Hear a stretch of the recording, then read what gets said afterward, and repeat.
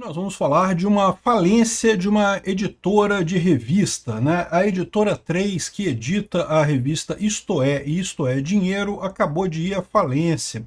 É uma coisa sempre triste uma empresa ir à falência, um monte de gente vai ficar desempregada agora, um monte de esforço, um monte de coisa construída ao longo de muito tempo será perdida, mas a verdade é que existe uma lição muito grande na falência da Editora 3, como até o pessoal do Brasil 247 aqui aponta, olha só, um alerta para a mídia impressa. E o que eles colocam aqui é que a Editora 3 faliu exatamente porque não conseguiu se adaptar à nova realidade, ao novo mundo, à forma como a informação é tradicional hoje em dia, como ela é liberada hoje em dia, né? E da mesma forma você tem muitos outros jornais e revistas com o mesmo problema, né? A Folha de São Paulo, o Globo e vários outros jornais que ainda insistem em versões impressas que simplesmente não interessam mais a ninguém, porque a informação agora corre muito rápido, então aquele negócio de você fechar uma edição e fechar uma revista, né, que vai ser lida ao longo do tempo, simplesmente não atende a necessidade nenhuma de ninguém hoje em dia, né? É realmente uma mudança de negócio impressionante. Outra coisa que dá para tirar disso daqui é que ela faliu com uma dívida de 800 milhões de reais, um bocado de dinheiro que estava devendo, né?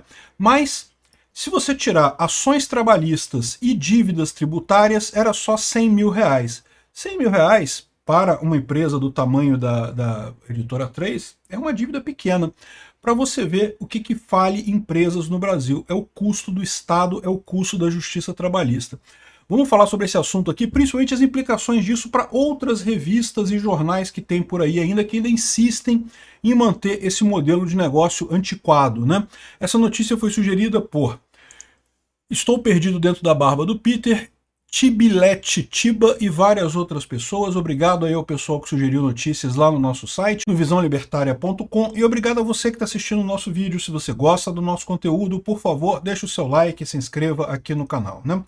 Eu sempre acho triste quando uma empresa vai à falência, tá? Eu não desejo a falência da Globo, não desejo a falência da Folha de São Paulo, não desejo a falência de empresa nenhuma. A verdade é, eu desejo que elas mudem de opinião, que elas passem a ser honestas na reportagem, passem a divulgar dados concretos ao invés de ficar fazendo esquerdismo o tempo todo, né? Da mesma forma, a Editora 3 você poderia entender como um problema, porque olha só, aqui, ó, reveja algumas capas históricas da Isto É, né? A Editora 3 era a empresa que fabricava a Isto É. Essa daqui ficou conhecida, né? O Bolsonaro, na época da pandemia, com o termo genocida como se fosse um bigodinho de Hitler, né?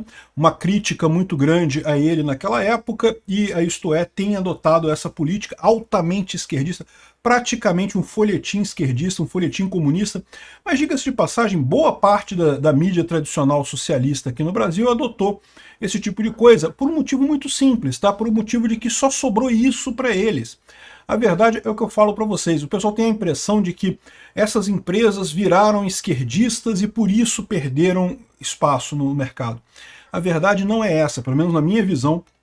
Eu entendo que o que aconteceu é que essas empresas todas, Folha de São Paulo, UOL, Globo, todas as empresas perderam espaço no mercado e a única coisa que sobrou para elas foi o público esquerdista. Por isso elas debandaram para a esquerda. Então há uma inversão na história aí, né?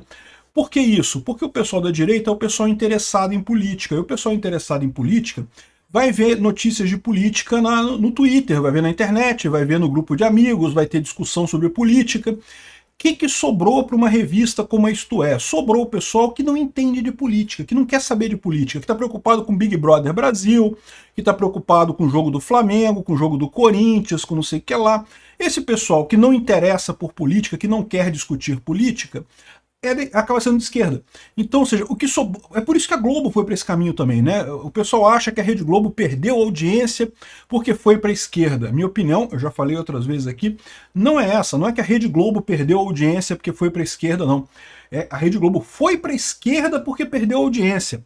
Ela perdeu a capacidade de atingir esse público, que é o público interessado em política. Esse público simplesmente não assiste mais o telejornal, porque o telejornal está atrasado. A notícia já saiu ao longo do dia. A pessoa que interessa por política já está vendo o Twitter ali, já está vendo o Facebook, já está vendo o Instagram, já está vendo os vídeos no YouTube. Então ela já está acompanhando as notícias ao longo do dia. Quando chega 8 horas da noite, Veja, mudou isso, tá? Porque antigamente era o contrário. Antigamente, né, ninguém ficava sabendo de nada durante o dia. Durante o dia você estava trabalhando, estava fazendo alguma coisa, né? Não tinha internet, não tinha celular, não tinha essa avalanche de informação que a gente tem hoje. Então, tipicamente, as pessoas chegavam em casa, sentavam na televisão e agora eu vou saber o que aconteceu durante o dia. E daí tinha a importância do Jornal Nacional. O que aconteceu? As pessoas simplesmente não fazem mais isso. Todo mundo está acompanhando as notícias o tempo todo.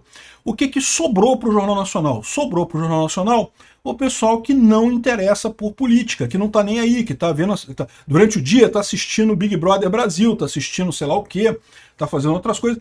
Eu não vou nem dizer que esse pessoal está errado não, tá? Porque às vezes eu acho também que esse negócio de ficar importando com política é uma coisa meio que não leva a lugar nenhum, né? Talvez esse pessoal esteja certo no final das contas. Deixa a política para lá. Mas a verdade é que esse pessoal que não interessa por política é o único público que sobrou, não só para o Jornal Nacional, como para várias revistas do modelo mais tradicional, né? Folha de São Paulo.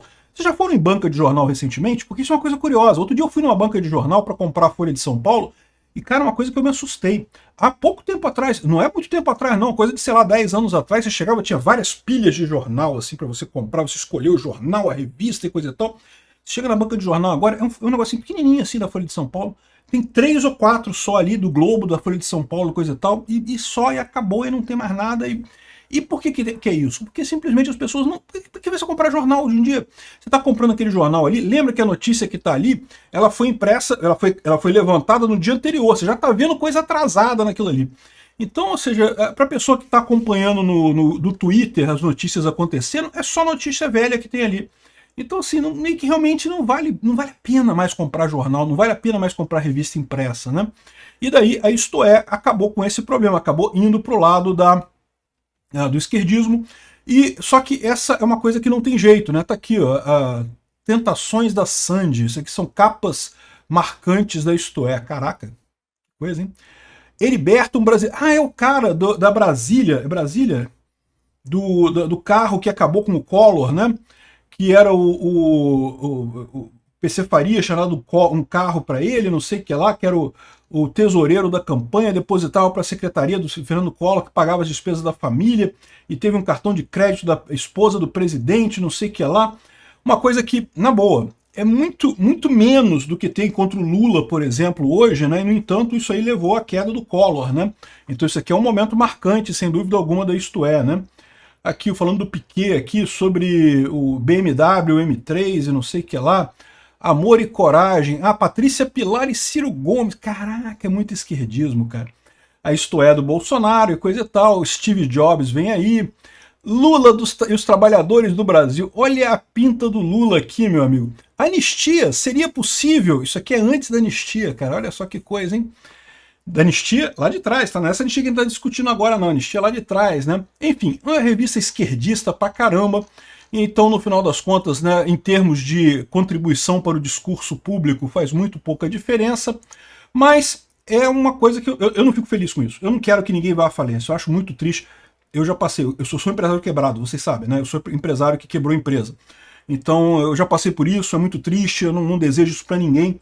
Enfim, mas o que acontece aqui, olha só uma outra coisa curiosa aqui, ó. A dívida acumulada pela editora é de 828 milhões de reais, sendo 820 milhões em débitos tributários. É o que eu falo para você, meu amigo. Empresário que paga imposto no Brasil quebra. Não tem chance, é imposto demais, simplesmente é impossível você pagar os impostos no Brasil. Aí tem mais aqui à frente dizendo que os outros 7 milhões são dívidas trabalhistas. Não sei onde é que tá aqui, tá em algum lugar aqui. Não vou achar, que eu já li esse artigo, né? Eu sempre leio as matérias antes de falar para vocês, evidentemente. Eu não vou lembrar exatamente em que ponto que está aqui, mas fala que 820 milhões é dívida tributária, aí depois tem que 7 milhões e 800 mil é dívida trabalhista, ou seja, empregados que entraram na justiça contra a empresa está devendo dinheiro para eles, e aí 100 mil, 180 mil, alguma coisa assim, eram dívidas reais, ou seja, coisas que a empresa realmente assinou contrato e não pagou. Então, ou seja, se você tirar o roubo estatal e o absurdo que é a justiça trabalhista brasileira, a empresa estaria viável. 100 mil reais, eu duvido que uma empresa desse tamanho não tenha 100 mil reais para pagar essas dívidas, né? O fato é que ela estava em recuperação judicial já há algum tempo e parece que não conseguiu atender alguns dos pagamentos e acabou sendo decretada a falência dela. O que vai acontecer com a revista Isto É não está claro, tá? Pode ser que...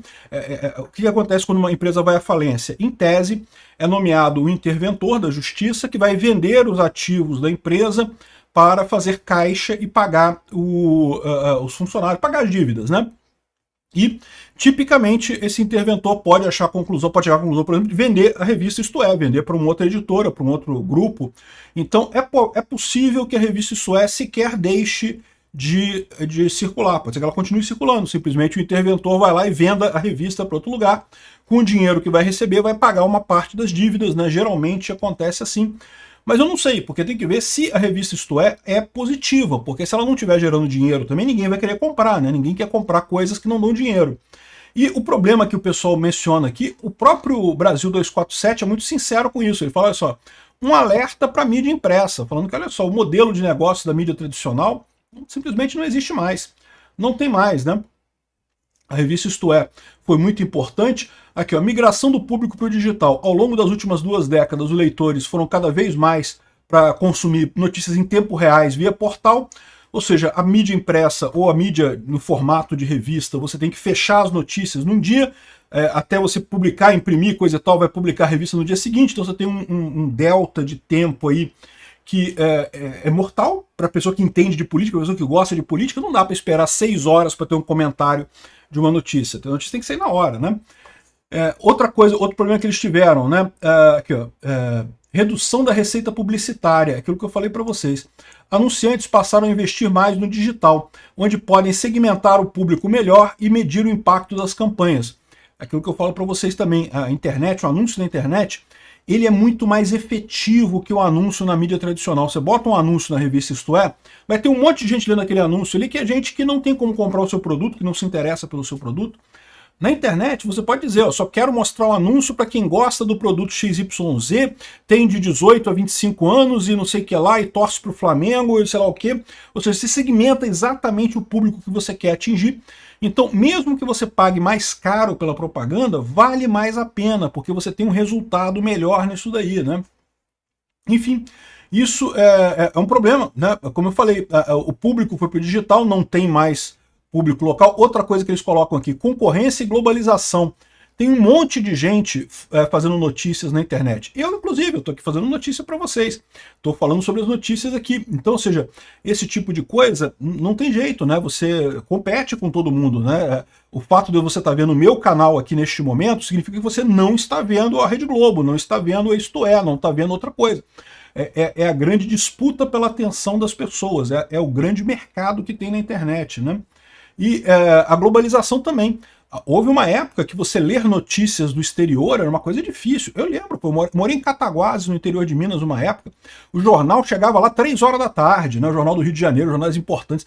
Quanto mais ter notícia da França, da Europa, não sei o que lá, você nem tinha. Hoje em dia, meu amigo, em qualquer lugar do Brasil, você vai lá no site de qualquer país que seja, de qualquer jornal de qualquer país, e mesmo que você não entenda a língua, você clica lá no botão do navegador, traduzir esta página, e traduz tudo para você. Você lê qualquer notícia de qualquer lugar do mundo, imediatamente assim que saiu. Então, é uma concorrência. Você está prestando atenção no jornal lá de fora, você não está prestando atenção na Isto É, né?